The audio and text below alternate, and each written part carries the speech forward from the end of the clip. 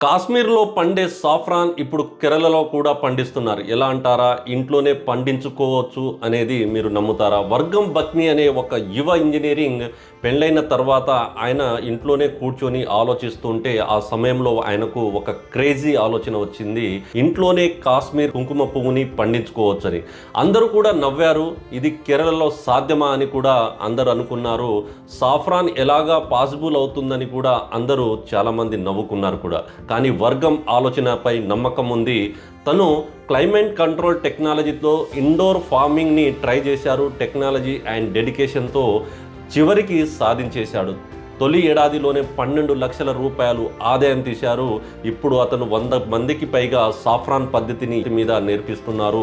నవ్వే వాళ్ళు మొదట రోజు ఉండొచ్చు, కానీ జయించిన వాళ్ళే చివరిదాకా ఉంటారని గుర్తించుకోండి. మీ ఆలోచన పైన మీ నమ్మకం పెట్టుకోండి.